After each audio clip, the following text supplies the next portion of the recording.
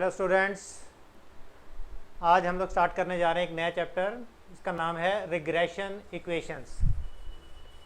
तो ये कोरिलेशंस के साथ बिल्कुल सिमिलर ही है। जिस तरह से हम दो वेरिएबल्स के बीच में एक कोरिलेशन पता लगाते हैं, बिल्कुल वैसे ही हम दो वेरिएबल्स के बीच में एक लीनियर रिलेशनशिप पता लगा लेते हैं। ठीक है, और उस लीनियर रिलेशनशिप को ही हम रिग्रेशन इक्वेशन कहते हैं। ठीक है, when there is a correlation between two variables then we can find a linear relationship between the two variables। तो हम दो वेरिएबल्स के बीच में एक लीनियर रिलेशनशिप पता लगा सकते हैं। उस लीनियर रिलेशनशिप को हम the line of best fit भी कहते हैं और उसका नाम रिग्रेशन इक्वेशन भी है। उसी लाइन ऑफ बेस्ट फिट को ही रिग्रेशन इक्वेशन कहते हैं हम। ठीक है, और इसी रिग्रेशन इक्वेशन की हेल्प से जब दो वेरिएबल्स के बीच में एक इक्वेशन बन जाती है तो एक वेरिएबल की वैल्यू पुट करते हैं अगर हम, तो हम दूसरे वेरिएबल की वैल्यू भी पता लगा सकते हैं। ठीक है, जैसे यहाँ पर एक एग्जांपल दिया है y is equal to 5000 plus 75x, where x जो है that is rainfall in millimetre है और y जो है that is the wheat production in metric tonne. y का मतलब है कितने मीट्रिक टन व्हीट का प्रोडक्शन होगा और x का मतलब है कितनी रेनफॉल हुई। तो रेनफॉल का डायरेक्ट रिलेशन है, व्हीट के प्रोडक्शन के साथ ज़्यादा बारिश होगी तो ज़्यादा प्रोडक्शन होगा, कम बारिश होगी तो कम प्रोडक्शन होगा। तो हम लोग क्या करेंगे, ऐसी रिग्रेशन इक्वेशन फाइंड करना हम लोग सीखेंगे। लेकिन सपोज कर लेते हैं कि अभी क्वेश्चन में गिवन है ये equation y equal to 5000 plus 75x, और अगर हमें गिवन है x की वैल्यू कि किसी पर्टिकुलर स्टेट में 120 मिलीमीटर की रेनफॉल हुई है, तो हमें पता लगाना है कि वहाँ पर व्हीट का प्रोडक्शन कितना होगा। तो हम इस 120 को x की जगह पुट कर देंगे, 120 इंटू 75 और प्लस 5000, तो 14000 मीट्रिक टन वहाँ पर व्हीट का प्रोडक्शन होगा। That is the expected value of wheat production. ठीक है, जैसे एक और एग्जांपल ले लेते हैं हम। कोरिलेशन में हमने सीखा था ये हमें x और y की वैल्यूज गिवन है। x जो है ये मैथ्स के मार्क्स हैं और y में अकाउंट्स के मार्क्स हमें दिए हुए हैं। ठीक है, तो जैसे पहले कोरिलेशन निकालने के लिए भी हम x square y square x y पता लगाते थे, वैसे ही हमने यहाँ भी इन तीनों वेरिएबल्स की वैल्यू पता लगा ली है। एक्स स्क्वायर की वैल्यू कितनी आई, वाई स्क्वायर कितना आया और एक्स वाई कितना आया। अब मैं आपको ऐसी रिग्रेशन इक्वेशन की वैल्यू, रिग्रेशन इक्वेशन फाइंड करनी सिखा रहा हूँ। ठीक है, let the regression equation is y equal to a plus b x. तो ये हमने रिग्रेशन इक्वेशन को एज्यूम कर लिया कि वो y is equal to a plus b x है, लाइक दिस। ठीक है, तो अब हमें इस गिवन क्वेश्चन में a और b की वैल्यू पता लगानी है। तो उसके लिए भी हमारे पास फॉर्मूला है। b की वैल्यू पता लगाने का फॉर्मूला है n sigma x y minus sigma x sigma y upon n sigma x square minus sigma x का होल स्क्वायर। और a की वैल्यू पता लगाने का फॉर्मूला है y का mean minus b times x का मीन।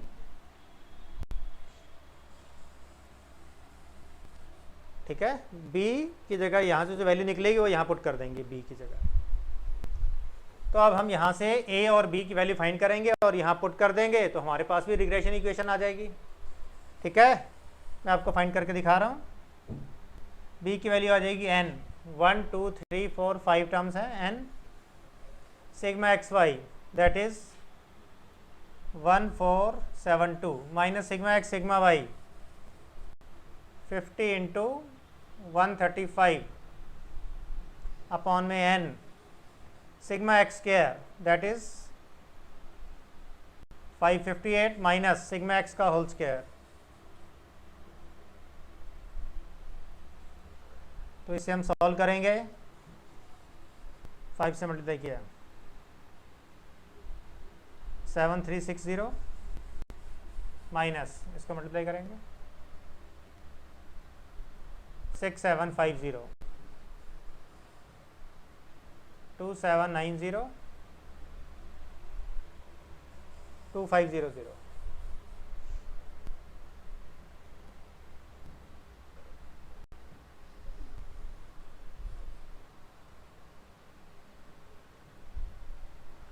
610 अपॉन 290।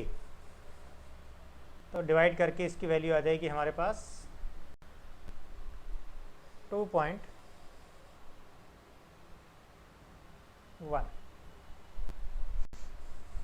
चेक कर लेते हैं, कैलकुलेटर निकालो, चेक करके देखो। 610 डिवाइड बाय 290 2.10 सही आंसर आया। अब यही वाली वैल्यू हम b की जगह पुट कर देंगे, b की जगह पुट कर देंगे और x y की जगह x का मीन और y का मीन निकाल देंगे। y का मीन कितना आएगा, ये रहा y 135 अपॉन में 5, y का मीन आ गया, माइनस b 2.1 इंटू एक्स का मीन 50 डिवाइड बाय 5। इसको 5 से डिवाइड किया तो आया 27.5 और 2.1 इंटू 10 तो ये आ गया 27.5 माइनस 21 तो ये आ गया 6.5। तो अल्टीमेटली हमने a की वैल्यू भी निकाल दी और ये b की वैल्यू भी निकाल दी हमने 2.1।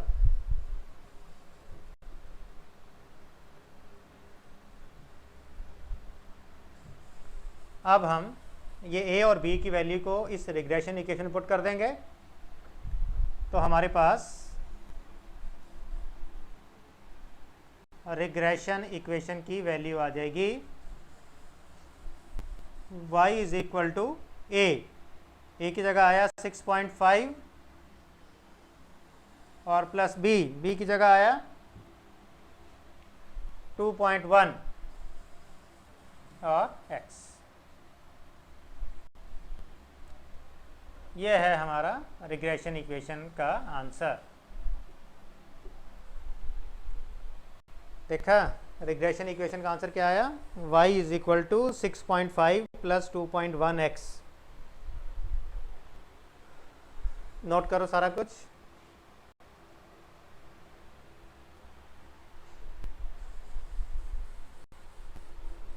तो इस तरह से हमने देखा कि हमने दो वेरिएबल्स के बीच में एक ऐसी लीनियर रिलेशनशिप वाली इक्वेशन पता लगा ली है जो यहाँ पर बेस्ट फिट बैठती है। आप अभी चेक करके देखोगे, मैं भी चेक करके दिखाऊंगा कि अभी मैं इस इक्वेशन में x की जगह 5, 8, 10, 12, 15 पुट करूंगा तो आप लोग देखना आपकी सारे आंसर बिल्कुल इसी के इक्वल या इसके आसपास आएंगे अप्रोक्सीमेटली। तो जिससे प्रूव होगा कि हाँ यही है the equation of the best fit line. जो बेस्ट फिट वाली लाइन है उसकी इक्वेशन यही है। ठीक है, अभी नोट करो, मैं अभी आपको इस इक्वेशन में 5, 8, 10, 12, 15 पुट करूंगा तो आप लोग देखना 5 पुट करके अप्रोक्सीमेटली 16 आंसर आएगा, 8 पुट करके 24 एंड सो। नोट करो।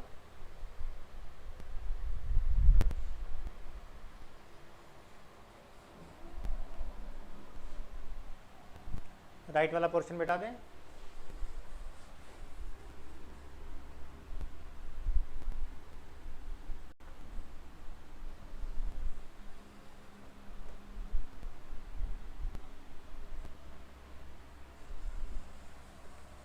तो ये रिग्रेशन इक्वेशन हमारे पास आ गई है।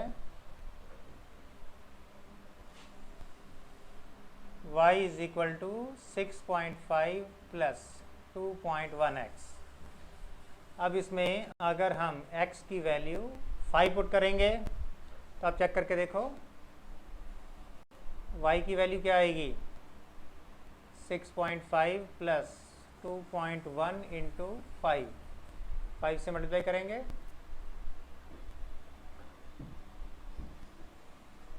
10.5 17, ठीक है। तो x की वैल्यू 5 पुट करके y की वैल्यू यहाँ पर 16 थी, लेकिन हमारी वैल्यू आई 17। तो यहाँ पर ना हम एक नया कॉलम बना देते हैं, इसका नाम रख देते हैं yc। c means the computed value of y, yc means the computed value of y। Similarly अगर हम इसमें x की जगह 8 पुट करेंगे तो y की वैल्यू कितनी आएगी 6.5 प्लस 2.1 इंटू 8,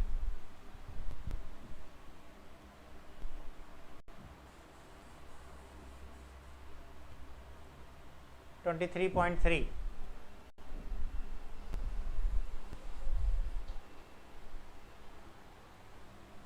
एट पुट किया तो पहले पुट किया था तो 17 आया, ये पुट किया तो 23.3 आया, जबकि 24 था तो देखो अप्रोक्सीमेटली सेम आया। अगर x की वैल्यू हम 10 पुट करेंगे तो देखो y की वैल्यू कितनी आएगी 6.5 प्लस 2.1 इंटू 10, 27.5। ये 27 तो ये आ गया 27.5। अगर x की वैल्यू 12 होगी तो y की वैल्यू 6.5 प्लस 2.1 इंटू 12,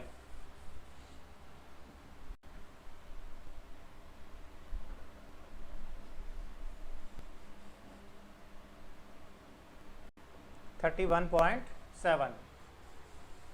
ये 30 था लेकिन ये 31.7 आया। और अगर x की वैल्यू 15 होगी तो y की वैल्यू बनेगी 6.5 प्लस 2.1 इंटू 15,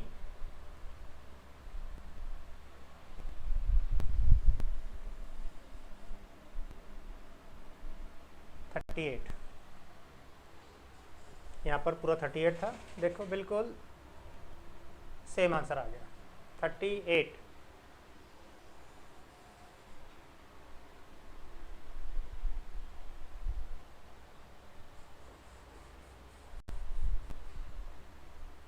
फाइव पुट किया था, 5 दूनी 10, 10 से 16 और एक 17, 17 3 6 23.3 2 23 4 27 2 27 4 31 3 दूनी 6 31 6 37 और 31। मैं चेक करके देखे सारे आंसर सही हैं। तो आप लोग भी देख लो कि सारे के सारे आंसर बेस्ट फिट है या नहीं। 16 और ये 17, 24 तो 23.3, 7 27, 27.5, 30, 31.7, 38, 38। तो ये मैंने आपको सिर्फ चेक करके दिखाया है,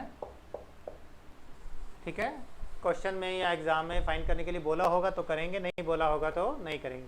this is called YC। YC means computed value of Y।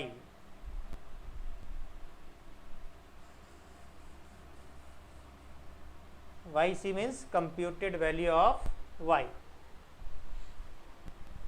ठीक है।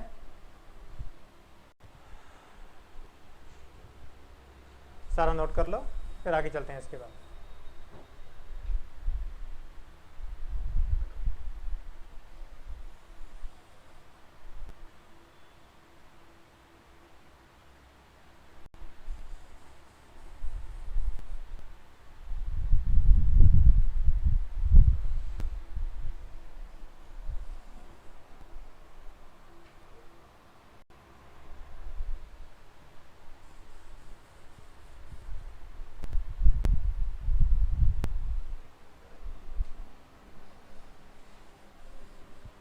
राइट वाला पोर्शन हम मिटा देंगे क्योंकि सारे आंसर तो निकाल कर यहाँ लिख ही दिए हमने, इसको अभी नहीं मिटाएंगे लेफ्ट वाले को।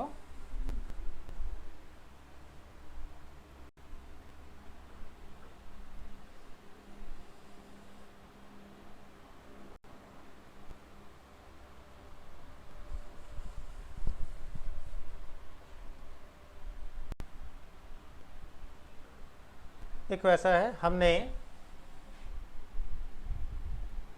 एक regression equation y is equal to 6.5 plus 2.1x regression equation पता लगाई थी अभी, ठीक है। देखो ऐसा है, अगर हम इसमें x की वैल्यू पुट करेंगे तो हमें y की वैल्यू मिलेगी जो कि अप्रॉक्सीमेटली सेम होगी, लेकिन वेरी इंपॉर्टेंट, अगर हम इसमें y की वैल्यू पुट करें और फिर 6.5 माइनस करके 2.5 से 1 से डिवाइड करके x की वैल्यू फाइंड करने की कोशिश करेंगे तो हमें x की वैल्यू मिलेगी ज़रूर, लेकिन वो x की वैल्यू बेस्ट वैल्यू नहीं होगी। मेरे कहने का मतलब है कि जैसे डॉक्टर्स होते हैं ना, एक होता है जनरल फिजिशियन, उससे कुछ भी प्रॉब्लम है, बुखार हो गया, ज़ुकाम हो गया, गला ख़राब है एंड सो ऑन, हर चीज़ की दवाई दे देगा। और कुछ होते हैं स्पेशलिस्ट, जैसे कोई आँखों का स्पेशलिस्ट, हार्ट स्पेशलिस्ट, नाक कान और गले का स्पेशलिस्ट होता है। ऐसे ही ये वाली रिग्रेशन इक्वेशन भी y की वैल्यू फाइंड करने की स्पेशलिस्ट है। अगर हम इसमें y की वैल्यू पुट करके x की वैल्यू फाइंड करने की कोशिश करेंगे तो वो बेस्ट पॉसिबल वैल्यू नहीं आएगी। x की वैल्यू फाइंड करने के लिए एक रिग्रेशन इक्वेशन अलग से पता लगाएंगे, ठीक है। तो ये रिग्रेशन इक्वेशन बनी to find the value of y if x is given।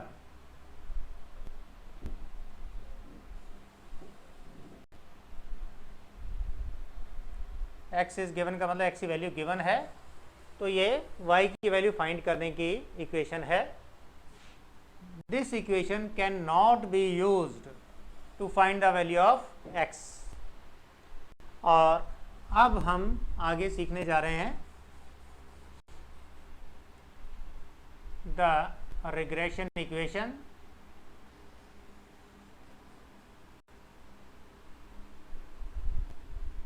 to find the value of x if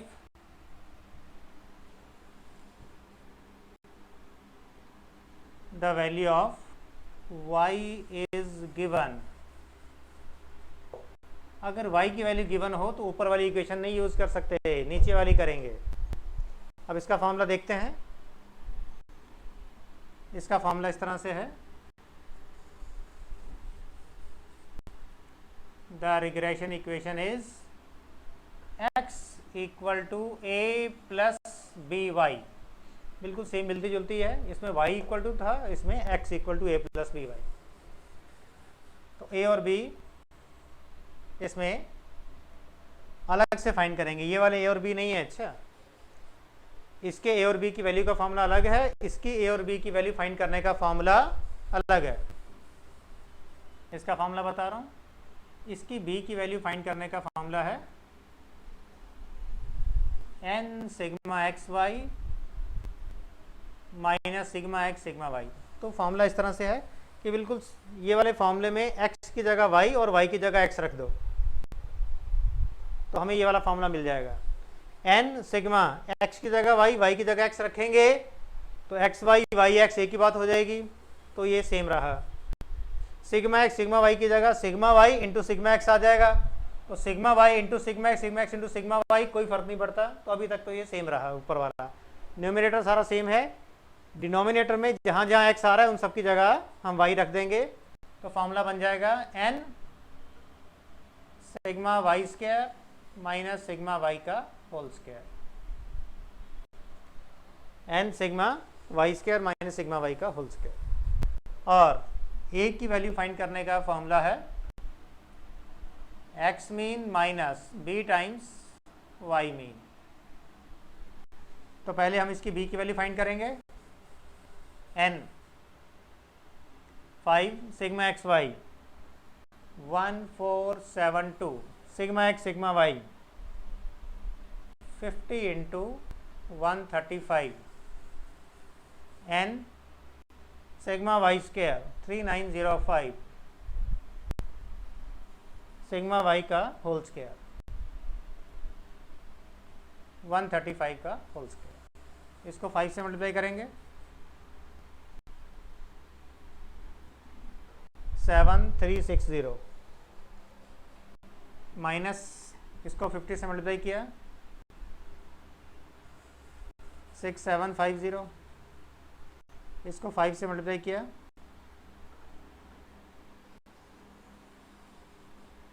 19,525।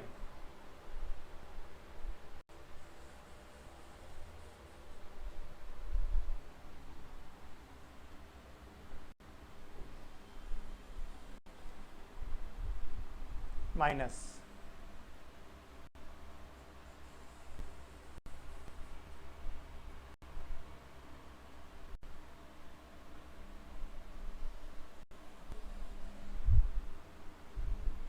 18225।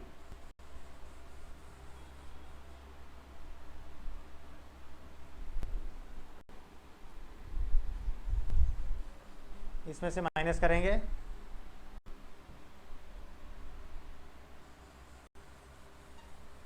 610। Numerator तो सेम था, इसमें से माइनस किया,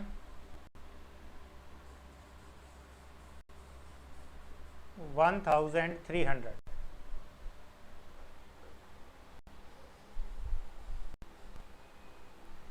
अब इन दोनों को हम डिवाइड कर देंगे,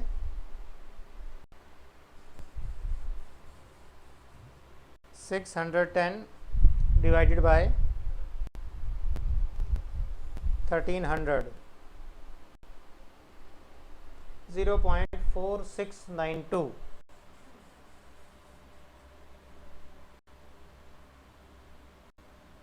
को 0.47 लिख दिया। अब ऐसे ही यहाँ पर a की वैल्यू निकालेंगे, x का मीन 50/10 और माइनस b 0.47 और इंटू y का मीन 135 में 5 आएगा, 5 टर्म्स है ना, डिवाइड करके आएगा 10 माइनस 0.47 इंटू डिवाइड करेंगे 27, यहाँ भी 27 आया था,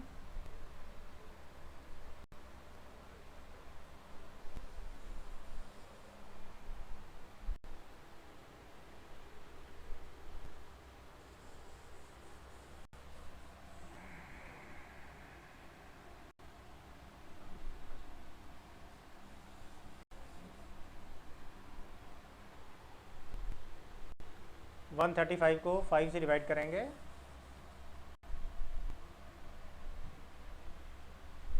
27 माइनस 21 6, तो ये 6.5 नहीं 6 आना था। तो ये सारे आंसर मैं एक बार ही आपको ठीक कर देता हूँ। ये बन जाएगा 16.5,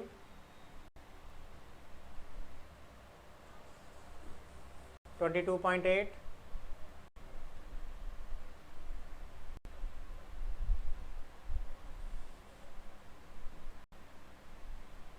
27,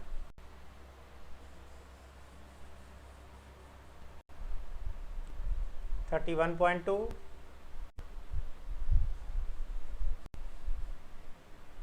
37.5,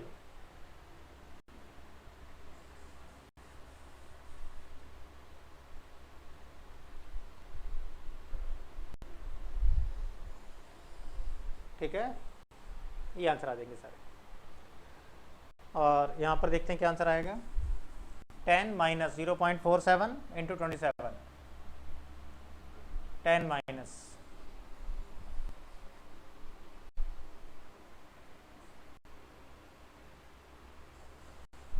0.47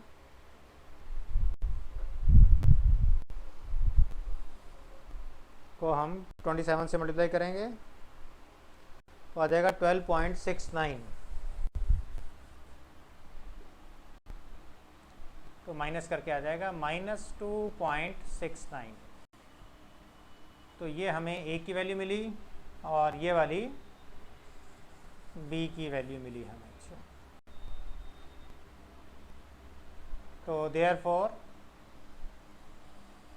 इसकी रिग्रेशन इक्वेशन बन जाएगी x equal to a plus b y, a की वैल्यू -2.69 और प्लस बी की वैल्यू 0.47 y।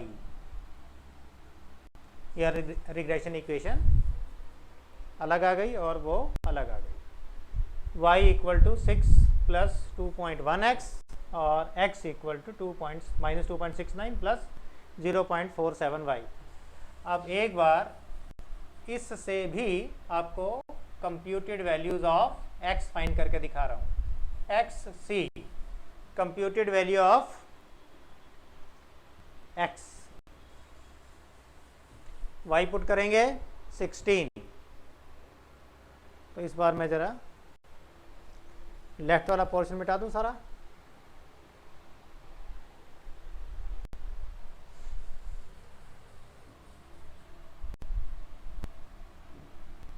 लेकिन एक छोटी सी बात साथ में बता देता हूँ, फिर मिटाऊंगा बाकी का।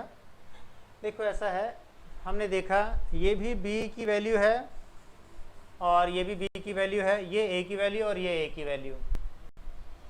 तो कोई अगर आपसे पूछे एग्ज़ाम में आ जाए what is the formula to find the value of b, तो कौन सा फार्मूला लिखोगे, ये वाला या ये वाला?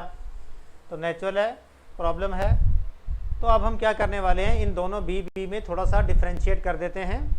ये वाला b है, ये वो वाला b है जिसमें x की वैल्यू फाइंड करते हैं, ठीक है, और ये उस वाले b की वैल्यू है जिसमें y की वैल्यू फाइंड करते हैं, ठीक है। तो मैं कुछ और छोटी छोटी बातें आपको लिखवा रहा हूँ। The regression equation y equal to a plus b x है, इसे हम कहते हैं y डिपेंडेंट ऑन x। क्या कहते हैं इसको? y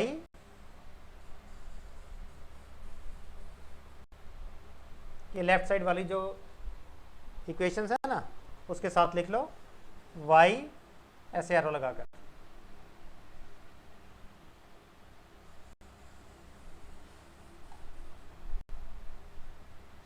y dependent upon x, y x पर डिपेंडेंट है, ठीक है। इसे हम शॉर्टकट में कहते हैं y डिपेंडेंट, हम खा गए और शॉर्टकट में बोल देते हैं ऑन x। तो ये वाली जो रिग्रेशन इक्वेशन है इसका नाम पड़ा y ऑन x। ऐसे करके साथ में लिख दो y ऑन x। और जो ये वाली रिग्रेशन इक्वेशन है इसका नाम है x डिपेंडेंट ऑन y, मतलब x ऑन y, ठीक है। इसका नाम है x ऑन y, ये y ऑन x। तो इसी तरह से ये वाला b का फॉर्मूला बन गया, b कौन सा? x on y। तो इसको हम ऐसे लिख लेंगे b और साथ में ब्रैकेट में लिख दिया x ऑन y, मतलब ये x ऑन y वाला b है। और ये वाला जो b है ये कौन सा वाला b है?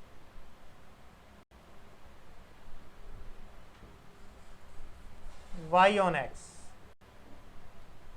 है, ये भी b, लेकिन x y ऑन x वाला b और ये x ऑन y वाला b है, ठीक है। तो आप लोग इस इक्वेशन में अब सारी y की वैल्यू पुट करो और x की वैल्यू फाइंड करके ये वाला चार्ट कंप्लीट करो, ठीक है। करो।